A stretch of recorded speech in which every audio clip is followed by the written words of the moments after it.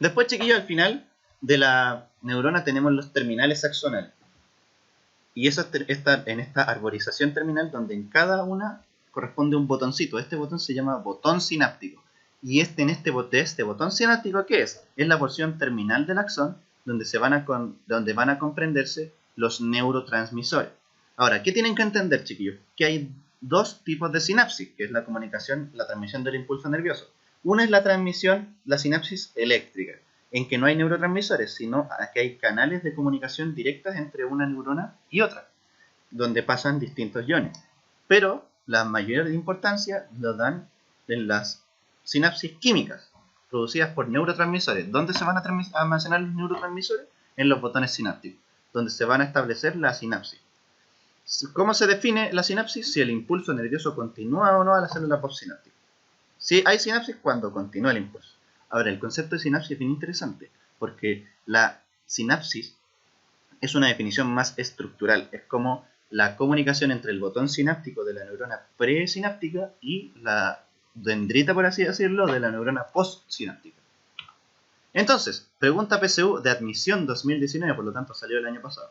Si se quiere demostrar que un determinado axón X transmite una señal a una glándula y luego esta glándula libera su secreción, ¿cuál sería el experimento más adecuado? A. Estimular directamente la glándula y observar el efecto sobre su secreción. B. Extraer el calcio extracelular y evaluar la secreción de la glándula. C. Inhibir los receptores de la membrana de la glándula. D. Cortar el axón X y comprobar que se inhibe la secreción. O E. Cortar el axón X y evaluar la liberación de neurotransmisores. Tienen 30 segundos para responder.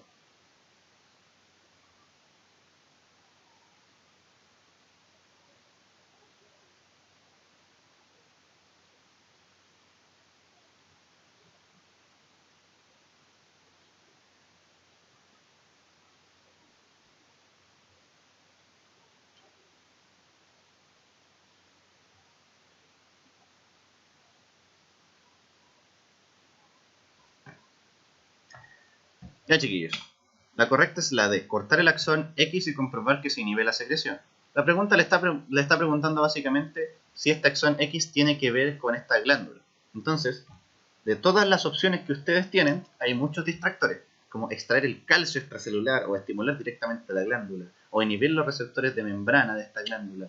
Esos son, más que nada, funciones aparte del axón. Tienen que hacer algo que una y que tenga sentido con el enunciado que le están hablando.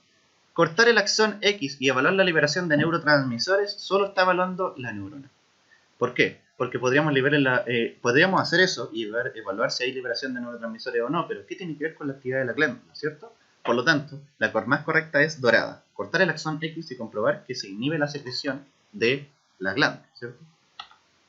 Entonces, ¿cómo podemos clasificar también a las neuronas según su clasificación estructural? Existen neuronas bipolares que están principalmente presentes en las vías del olfato, visión y audición. Hay que aclarar que todas las neuronas solo tienen un axón, pero acorde a la disposición de las dendritas puede cambiar.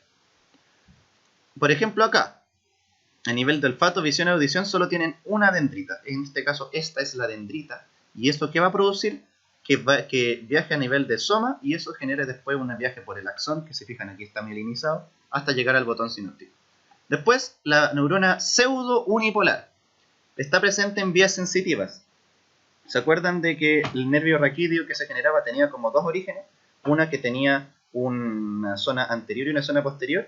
La zona posterior tenía una pelotita. Eso corresponde porque las neuronas que están en esa zona son neuronas pseudo-unipolares. ¿Por qué? Porque la dendrita con la cual se comunican hace un viaje a través de un largo, ¿cómo se decirle? Axón, por así decirlo.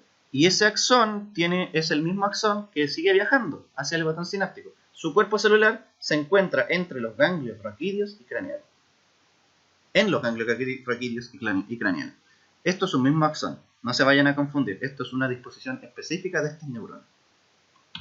Y después tenemos las neuronas multipolares, que son las neuronas más clásicas, que tienen múltiples dendritas y tienen un solo axón. Son principalmente dos. Una, las interneuronas a nivel del sistema nervioso central y neuronas efectoras, que llegan directamente al efector. Esos son el tercer tipo de neuronas que podemos tener. Por lo tanto, resumiendo, neurona bipolar son sensitivas, pero son específicas de olfato, audición y visión. Después las neuronas pseudounipolares son presentes en vías sensitivas del sistema nervioso periférico principalmente. Y después las neuronas multipolares, que están ya más a nivel del sistema nervioso central, que responden a interneuronas y neuronas efectoras. Aquí tenemos las distintas neuronas que pueden estar en distintas zonas de su corteza. Aquí, chiquillos, lo que tienen son las distintas neuronas que pueden formar interneuronas o neuronas multipolares, ¿qué quiere decir? Por ejemplo, a su izquierda, ustedes tienen, voy a poner un poco el puntero para que ustedes puedan ver, aquí a su izquierda tienen una interneurona de la corteza cerebral que, como ustedes ven, tiene múltiples dendritas que llegan hacia él y de él sale un largo axón de proyección. Después, chiquillos, tenemos las células de Purkinje, que están ubicadas en el cerebelo. Miren cómo tienen esta intrincada disposición. Esto es el árbol dendrítico famoso que ellas tienen. Y de ellas salen solo un axón como estos se proyecta. Este dibujo es de Santiago de Ramón y Cajal, dibujado a finales del siglo XIX, principios del siglo XX, describiendo las células del cerebelo. Y por otro lado tenemos esta multineurona, que es una clásica motoneurona, que es una neurona efectora que va a llegar hacia las placas motoras y generar acciones en a nivel de músculo. Entonces, chiquillos, también se puede clasificar de manera funcional. Están las neuronas sensitivas, que van desde el receptor hacia un centro integrador en el sistema nervioso central.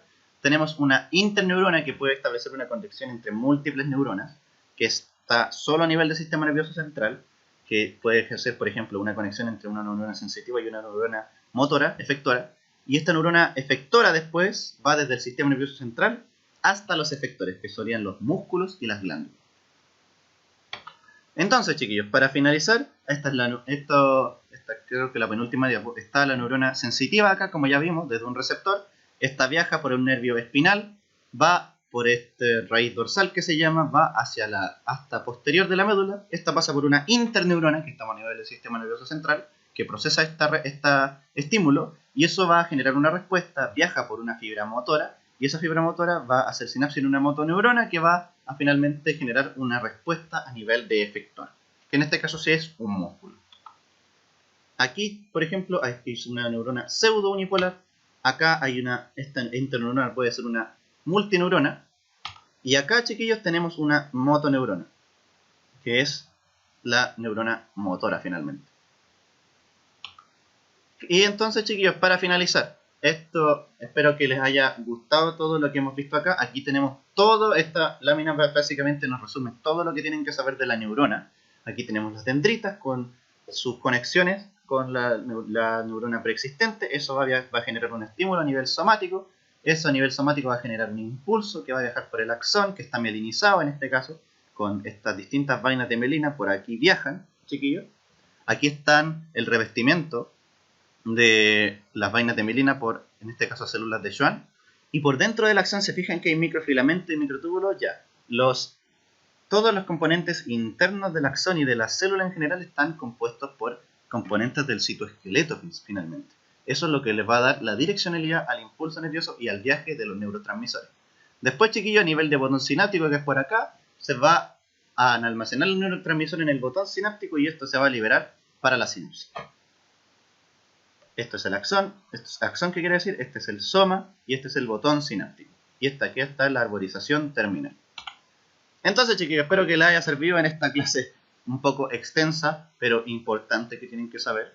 La siguiente clase, el siguiente video, vamos a analizar todo lo que tiene que ver con el impulso nervioso. Ya sabiendo las partes del sistema nervioso central y las partes de la neurona, podemos analizar cómo se transmite el impulso nervioso desde una célula a otra. Nos vemos en la siguiente clase y que tengan una muy buena semana. Hasta luego.